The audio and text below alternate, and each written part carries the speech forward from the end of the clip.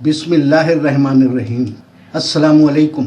मैं इस्माइल बाटली वाला जो बात पेश कर रहा हूँ, मुस्लिम की हाई प्रोफाइल मजहबी और हाई प्रोफाइल राजनीतिक लीडरशिप के खिलाफ बोलने का कारण क्या है। दोस्तों, हमारी वीडियो को लाइक करें, सब्सक्राइब करें और बेल आइकन को जरूर दबाएं ताकि हमारी सभी वीडियो आप लोग को मिलती रहे। साथियों, आप लोग को बहुत अजीब लगता होगा कि जब मुसलमानों पर जुल्म होता है तो इस्माइल बाटली वाला जुल्म करने वालों पर ज्यादा कुछ नहीं बोलते हैं, बल्कि उस जुल्म का जिम्मेदार मुस्लिम की हाई प्रोफाइल मजहबी और हाई प्रोफाइल राजनीतिक लीडरशिप को जिम्मेदार मानते हैं। इसके 3 कारण हैं। पहला कारण है, नमाज की जमात में जब इमाम साहब आयत पढ़ते हैं और जब उनसे कोई गलती होती है तो उनको लुकमा देना वाजिब होता है। इसलिए जो लोग आयत को ठीक से जानते हैं उन पर वाजिब है कि वह बुलंद आवाज में इमाम साहब को लुकमा देकर उनकी गलती को सुधारने की कोशिश करें। अगर इमाम साहब की शर्मा हुजूरी में उनको लुकमा नहीं दिया गया तो आगे गलती बढ़ती जाएगी, और जब गलती पर गलती बढ़ती जाएगी तो सबको पता है कि क्या होगा। वक्त का इमाम वक्त का लीडर होता है, इसलिए लुकमा का प्रावधान रखा गया है। दोस्तों साथियों, मुझे सियासी इल्म है, इसलिए हम पर वाजिब है कि हमारा लीडर जब गलती करे तो मैं उसको बुलंद आवाज में लुकमा देकर बताने की और सुधारने की कोशिश करूं, वरना लीडर की गलती बढ़ती जाएगी और उसका नुकसान पूरे समाज को होगा। और अगर मैं ये नहीं करता हूँ तो मेरे इल्म का मतलब कुछ नहीं है और आखिरत में मेरी पकड़ होगी।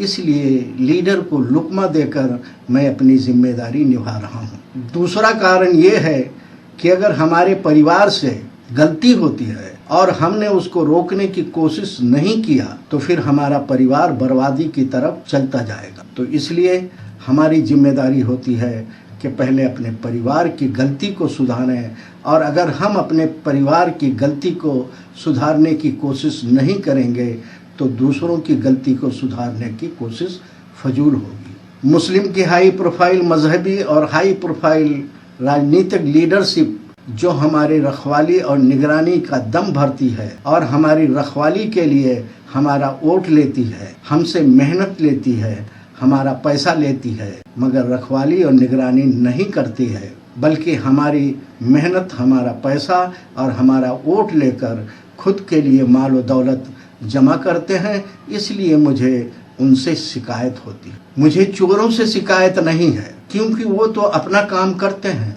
मुझे मेरे चौकीदारों से, मुझे मेरे निगरान से शिकायत है जो अपना काम नहीं करते हैं।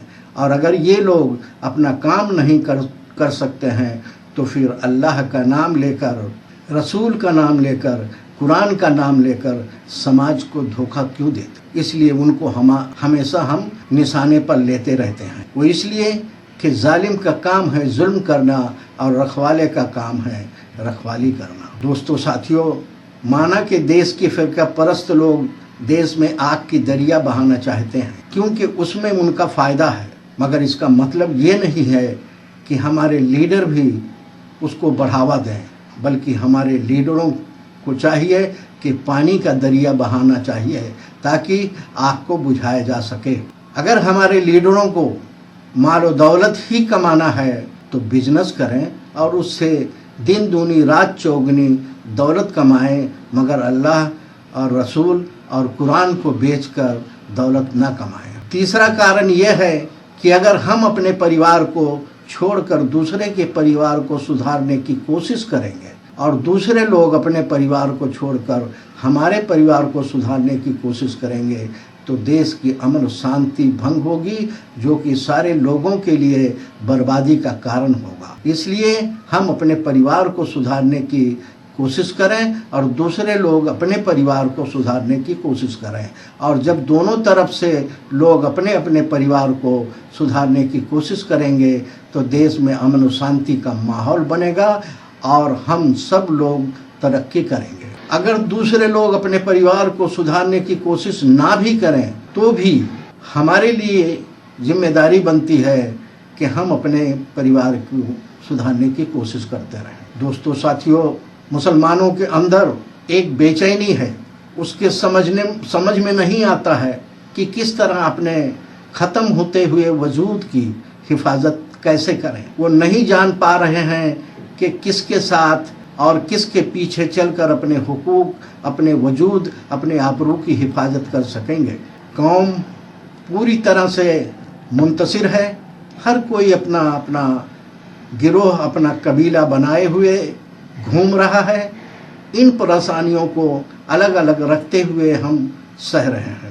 جو ظالم لوگ ان پر ظلم کر رہے ہیں، ہمارے ہائی پروفائل مذہبی اور ہائی پروفائل راجنیتک لیڈر اتنے نادان ہیں اور انہی کے نقش قدم پر چل کر اپنی بربادی کے منظر کو بے بس نگاہوں سے دیکھتے ہیں، اور جس میں قوم کو طرح طرح کی پریشانیاں جھیلنی پڑ رہی ہے اور ماتم کرنا پڑ رہا ہے۔ مسلک کے نام پر منتصر ہوئے تو ہوئے ہی، ذات پات کے نام پر بھی اپنے وجود کے ٹکڑے ٹکڑے کر لیے ہیں۔ ان تمام پریشانیوں سے نجات پانے کے لیے ہم قوم کے منتصر لوگوں کو متحد کرنے کی کوشش کر رہے ہیں۔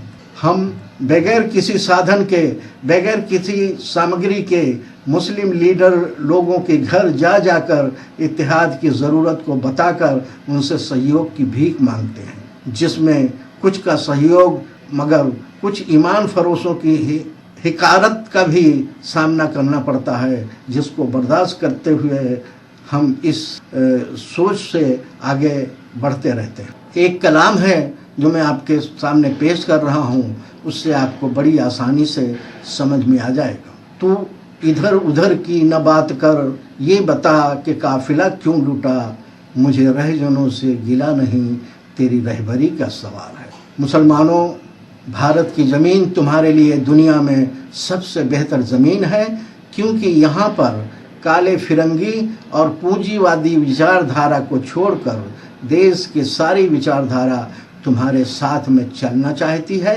تمہارے ساتھ جینا چاہتی ہے۔ دیش کی جنتا مل جل کر رہتی ہے اور مسلمانوں کو اچھوت اور دشمن نہیں مانتی ہے۔